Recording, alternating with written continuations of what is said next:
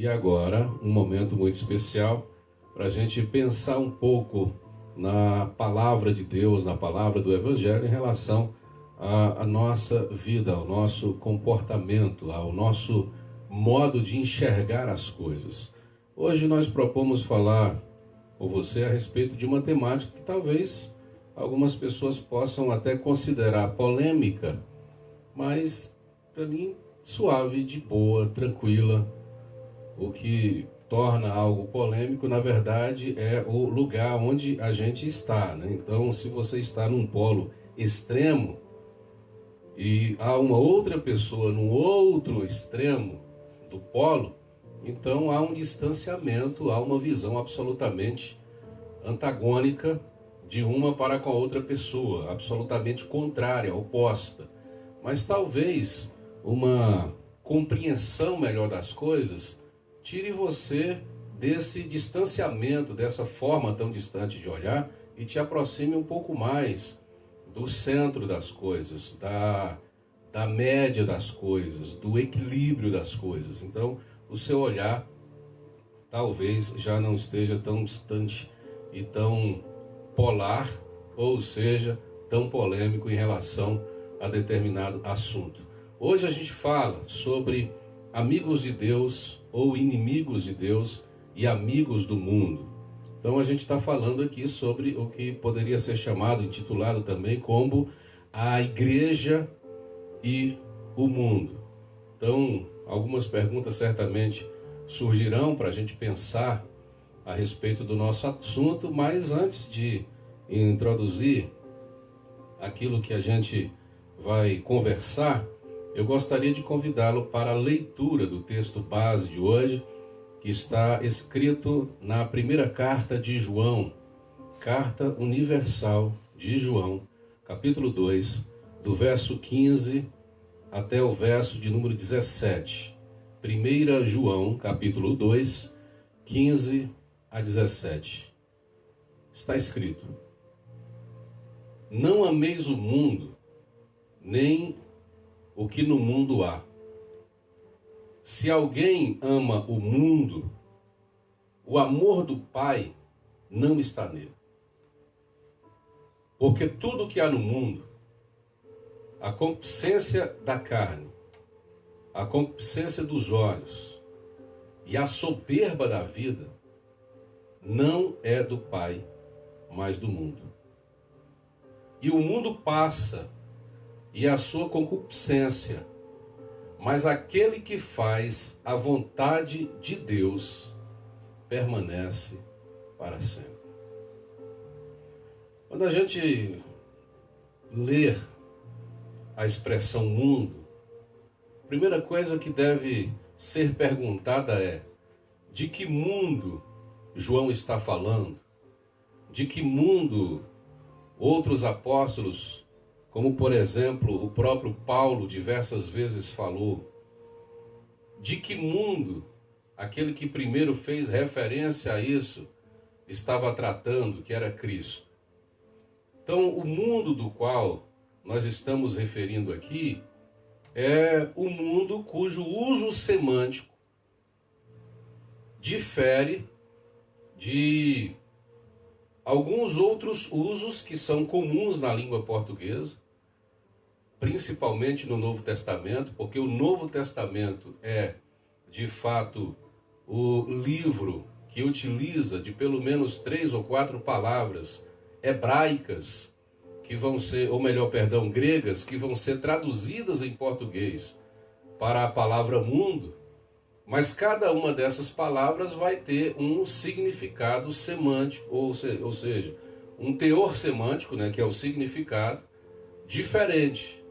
Então é observando a questão contextual e conceitual que você vai conseguir perceber de que mundo, de fato, João, outros apóstolos, ou o próprio Cristo, que é, que, como disse antes, aquele que apresenta esta palavra, mundo, estarão falando. Então, quando ele está falando de mundo aqui, ele não está falando de cosmos, que é uma palavra grega que é traduzida em português por mundo, mas que pode estar falando da criação, que pode estar falando do planeta Terra, pode estar falando da natureza, pode estar falando dos seres vivos do planeta Terra, que são membros ou parte da grande criação de Deus. A palavra cosmos também, ela é utilizada para falar a respeito da humanidade, para falar a respeito do ser humano em si. Então, na expressão Deus amou o mundo de tal maneira, a palavra mundo ali é do hebraico, grego, cosmos, mas com o peso semântico de pessoas, de seres humanos. Mas existe uma outra palavra que é traduzida também para na língua portuguesa, mundo, que é a palavra aion. E essa vai falar a respeito de período, vai falar a respeito de era, vai falar a respeito de momentos que são cruciais na história da humanidade e que estão carregados desta palavra mundo, que é utilizada aqui tanto por João quanto principalmente por Jesus. Então, quando Jesus fala que o mundo jaz no maligno, apesar de a palavra cosmos ser a palavra grega e que é traduzida em português para mundo, ele já não está falando a respeito da humanidade e ele não está falando a respeito do mundo criado, do planeta Terra, mas ele já está falando de um sistema que submete a humanidade e o mundo criado a conceitos, a valores e a ideias. Então, quando João, Jesus e os apóstolos, referindo-se a aion, ou mesmo que seja a cosmos, mas com o peso semântico de que o mundo não é o mundo criado e nem as pessoas, quando eles utilizam esta palavra para falar desse mundo como sistema, ele não está falando de nada que seja concreto, de nada que seja material, de nada que seja físico. Ele não está falando de pessoas, ele não está falando de roupas, ele não está falando de batom na boca, de tipo de penteado, de corte de cabelo. Ele não está falando de esmalte nas unhas, mas ele está falando de um monte de ideias que vão dar vazão, vão dar poder, vão dar legalidade às inclinações da carne. Então, toda inclinação da carne que valoriza aquilo que quebra princípios estabelecidos por Deus, também é mundo. Então, como eu disse antes, o mundo não é algo concreto, não é coisa, não é objeto, mas ele pode se materializar em coisas e em objetos, quando estas coisas e esses objetos estão carregados dessas ideias que fazem parte desse sistema mundano. Espero que não esteja tão difícil para a gente compreender isso. Devagar a gente vai entendendo o que significa. Que, por exemplo, quando alguém diz, crente não pode ouvir música do mundo. A minha pergunta é, o que é música do mundo? Porque eu só posso dizer que uma música é do mundo quando eu entendo o que de fato é mundo segundo o conceito que Jesus falou, ou que Paulo falou, ou que João falou. Então, se mundo não é algo concreto, se mundo não é algo material, mas mundo é, antes de tudo, como eu já disse, é uma questão de conceito, de valor e de ideia, música pode ser mundana e pode não ser mundana sendo tocada por uma pessoa que faz parte dos componentes de uma banda musical da igreja, de um cantor evangélico, ou de uma pessoa que é simplesmente uma artista da música. e que toca, segundo o que a gente compreende, secularmente. Então, a música ela vai ser do mundo se ela estiver carregada de conceitos, de valores e de ideias que quebram todos os princípios que são estabelecidos por Deus. Qualquer tipo de princípio que esteja cheio de carnalidade, cheio de inveja, cheio de ira, cheio de qualquer coisa que inclusive são pontuadas aqui pelo apóstolo João, então essa música sim será considerada música do mundo. Agora, se uma música é cantada por um artista que não faz parte de um grupo musical da igreja, mas é uma música que traz uma poesia interessante, acrescentadora, que ajuda na sua alma, no seu pensamento, no seu intelectual, que ajuda a te acalmar, é uma arte que é produzida por alguém e que é acompanhada por uma melodia. Qual é o problema dessa música para uma pessoa que é cristã ouvir, se essa música não traz palavras que acabam sendo imorais, antiéticas, música que não traz palavras que são inconvenientes, música que não traz palavras que tragam qualquer tipo de problema com relação à nossa fé? Qual é o problema de ouvir essa música? Eu te digo qual é o problema, de forma muito simples. É uma questão muito mais comercial do que espiritual. No Brasil, por exemplo, que é um dos lugares onde normalmente os cristãos são ensinados pelos seus líderes a não ouvirem nenhum tipo de música que não seja uma música gospel, que não seja uma música evangélica, essa ideia surgiu no país exatamente quando surgiram as grandes gravadoras evangélicas no país. Com o propósito de vender mais, de comercializar mais, eles começaram a proibir os cristãos de ouvir outros tipos de música. Porque todo mundo ama música, todo mundo gosta de música, todo mundo quer ouvir música. Mas se certas músicas não podem ser ouvidas, qual é o tipo de música que eu vou consumir? Quando eu sou ensinado que aquela música ali é do diabo, é do mundo e não presta, qual é o tipo de música que eu vou consumir? Aquela música que alguém disse, não, essa é a música de Deus. Aquela lá não, aquela é a música do mundo. Então preste atenção para que depois você não diga que eu estou tentando ser polêmico ou que esteja de alguma forma produzindo algum tipo de heresia à sua fé. Me perdoe a sua sensibilidade de fé também. Mas o que eu estou tentando dizer para você que a música ela vai ser do mundo quando ela estiver carregada de ideias, de conceitos e de valores que ferem qualquer princípio de Deus.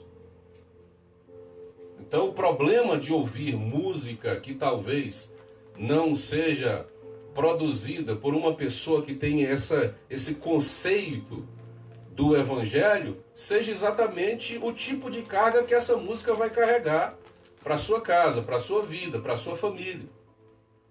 Porque se a música, sendo uma arte, é proibida de ser vista e de ser assistida, porque é considerada música do mundo, e por que muitos cristãos que dizem que a música do mundo não pode ser ouvida, assistem a filmes?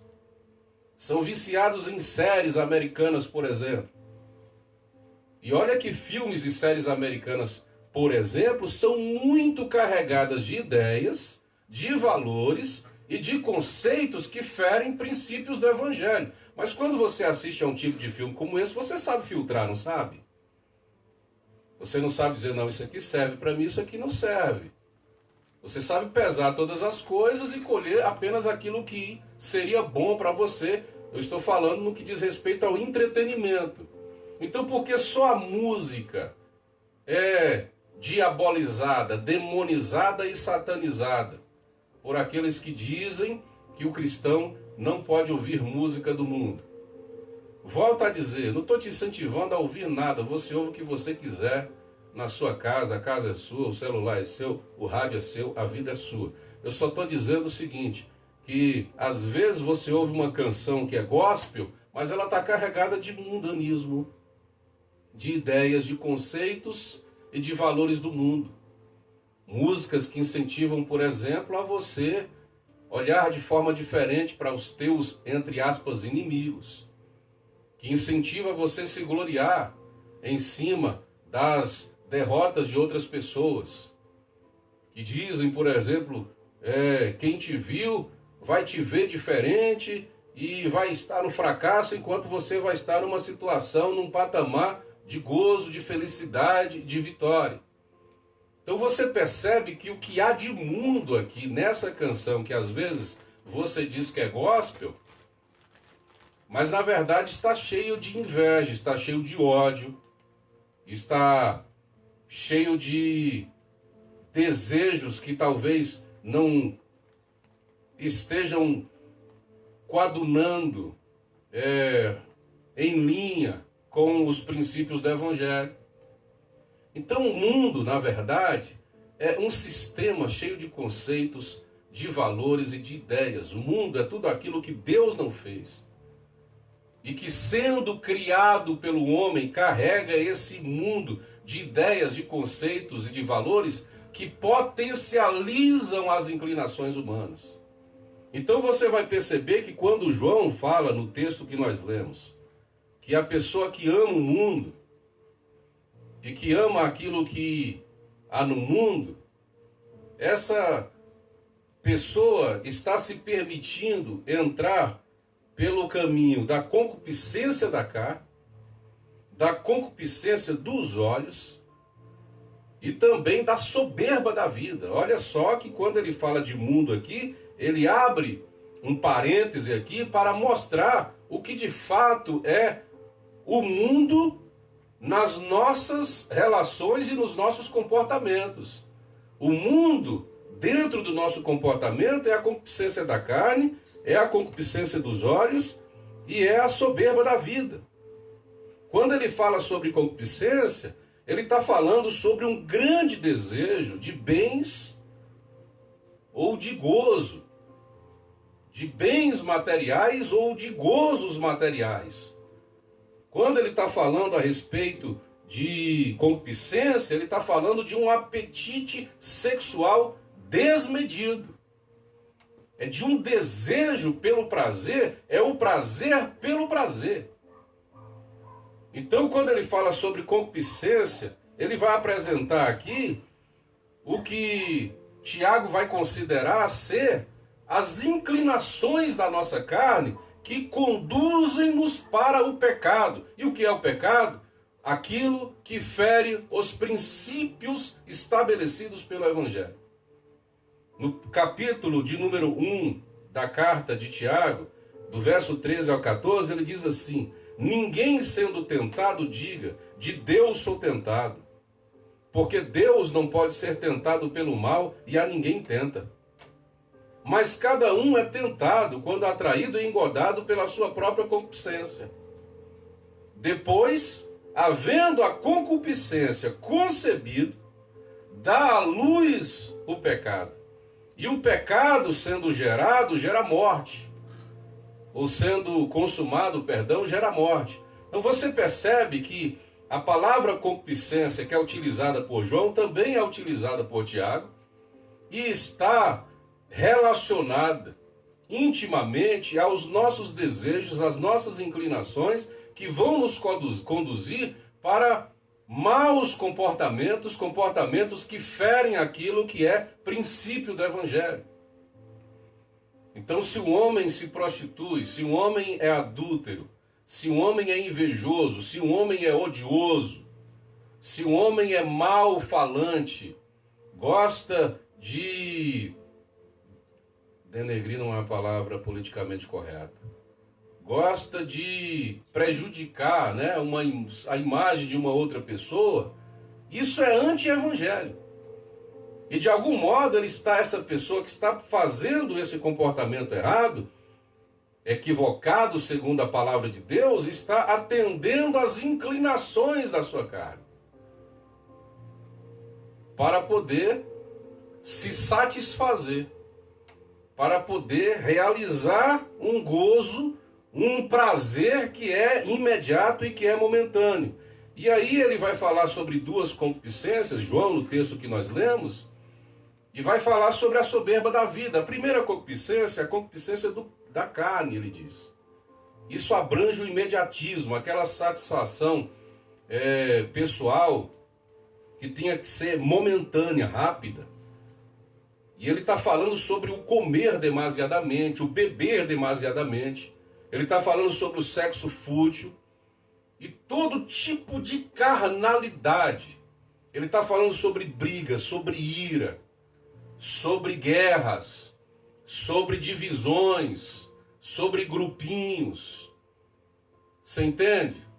Então ele está falando sobre qualquer tipo de comportamento que produza uma satisfação imediata na vida pessoal desse sujeito, seja por meio do sexo, que é o grande problema da humanidade, e que inclusive deu muito pano para manga quando Freud foi estudar essa questão relacionada a tantos comportamentos dos seres humanos. E esse, de fato, é há muito tempo um grande problema para toda a humanidade. E quando o homem se permite inclinar-se a esse prazer fútil da sexualidade ou do sexo, sem que ele obedeça aos princípios que são estabelecidos pelo Evangelho, ele está dentro desse sistema mundano, dentro desta inclinação carnal da qual João está falando. Ele está falando de coisas que acontecem e que satisfazem aquilo que é o imediato. Por exemplo, quando Esaú vende a sua primogenitura para Jacó, ele está sendo imediatista, está sendo mundano, está se inclinando a um tipo de concupiscência carnal, comprometendo algo que era tão essencial para ele e que era essencial também para a sua posteridade, mas ele vendeu simplesmente para essa satisfação imediata. É por isso que o escritor aos Hebreus, no capítulo 12, versos 16 e 17, ele vai dizer que ninguém deve ser devasso ou profano como Esaú. Você vê que a palavra devassidão aparece, a gente entende a palavra devassidão como um ato imoral ligado à sexualidade, não é isso? E o termo está sendo usado aqui para falar de Esaú exatamente porque atende a um desejo carnal dele, e que não é sexual, mas é imediatista e que compromete algo que é superior, algo que era maior do que aquilo que é imediato para ele. Então isso é mundo, porque é uma concupiscência, é atender a uma inclinação carnal. Uma outra concupiscência da carne aqui é aquela que atende a concupiscência dos olhos, perdão. A segunda concupiscência que é apresentada por João aqui é a concupiscência dos olhos. E ela vai atender principalmente às conquistas materiais. Ela vai atender àquela ambição que é considerada negativa, mas não é a ambição do ser, é a ambição do ter. É a ambição de ter cada vez mais, independente dos meios que você utilize para poder conquistar, para poder produzir, para poder aumentar aquilo que você já tem. Isso é concupiscência dos olhos, é o que a gente chama de olho grande. É a concupiscência do ter, de estar com aquilo que tudo que você deseja na vida. Tudo que tiver para ser consumido, para ser comprado, a pessoa quer consumir e quer comprar, mas às vezes para fazer isso ele vai utilizar-se de meios escusos, meios corruptos. E às vezes acontecem dentro de alguns comportamentos, inclusive religiosos aí, de pessoas que às vezes santificam, dinheiros corruptos, porque para eles isso parece não ser mundo. Às vezes o dinheiro não importa de onde vem. Alguém diz, olha que bênção que eu recebi. Eu recusei uma época realizar o casamento de a filha de uma pessoa que era muito influente numa instituição que eu pastoreei durante um tempo. E essa pessoa que era influente na instituição disse: eu quero que você realize a cerimônia de casamento da minha filha. Porque Deus deu a ela uma bênção. Deus deu a ela um marido rico, um marido que tem muitos bens, que tem muito poder nessa cidade. Deus abençoou. Ele é uma bênção, ele me deu um apartamento, ele me deu um carro, e eu quero que você realize a cerimônia de casamento. E eu perguntei, ele é solteiro? Não, ele é casado, mas ele está com alguns problemas para resolver a documentação do casamento dele e tal, mas você pode realizar. Eu falei: eu não posso realizar a cerimônia de casamento de uma pessoa que já é casada. E eu recebi um monte de porrada na época, porque para essa pessoa o dinheiro, a posição social daquele homem que estava chegando em sua família era uma bênção de Deus, era resposta de oração. Como é que resposta de oração minha eu casar minha filha com um cara que está casado, que tem uma esposa, que inclusive vive com essa esposa? Essa é a bigamia, inclusive um crime, segundo a lei do nosso país, mas porque o cara tinha dinheiro, eu deveria, na condição de um pastor, abençoar essa relação, porque essa relação estava recheada de grana. Você entende como às vezes as pessoas olham as coisas de forma deturpada, simplesmente pelo fato de aquilo que é conveniente para ela não ser vista como algo imoral, antiético e pecaminoso? Mas a cobiça, que é a concupiscência dos olhos, é exatamente essa ambição de ter cada vez mais. E João vai falar também sobre a soberba da vida. E a soberba da vida vai abarcar não a ambição do ter, como antes, mas essa é a ambição do ser. Então é a busca pelo reconhecimento. É aquela pessoa soberba, é aquela pessoa arrogante, aquela pessoa prepotente, super vaidosa.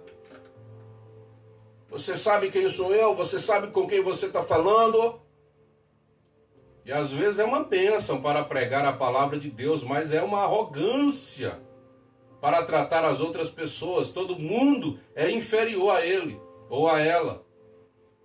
Isso é o espírito do mundo. Essa soberba da vida é exatamente esse tipo de pecado que faz parte do modus operandi em que o mundo vive, em todas as épocas, que está debaixo do mundo que é dirigido pelo maligno. O espírito da arrogância e da prepotência é espírito do mundo e não de Deus. Mas às vezes nós gostamos muito de admirar as pessoas que são arrogantes, as pessoas que são violentas, as pessoas que querem ver o mal dos outros, as pessoas que acham que bandido bom é bandido morto, as pessoas que acham que ninguém deve ter uma segunda oportunidade, as pessoas que acham que o melhor modo de resolver as questões é por meio da vingança. E são pessoas que muitas vezes estão congregando em determinadas denominações e que são servas de Deus. Mas o espírito do mundo, que é ideia, conceito e valor, e que muitas vezes se materializa nas coisas, essas pessoas não conseguem ver por causa da conveniência. Você entende? O narcisista, por exemplo, muitas vezes é admirado pelas pessoas porque eles se autovalorizam tanto que conseguem vender o seu produto estragado para um monte de pessoas. E aquela postura de prepotência e de arrogância muitas vezes é aplaudida por muita gente. Como eu já vi em muitos ciclos religiosos, por exemplo, gente arrogante e prepotente. E que é uma espiritualidade que é uma coisa linda. Mas não tem humildade para perdoar ninguém.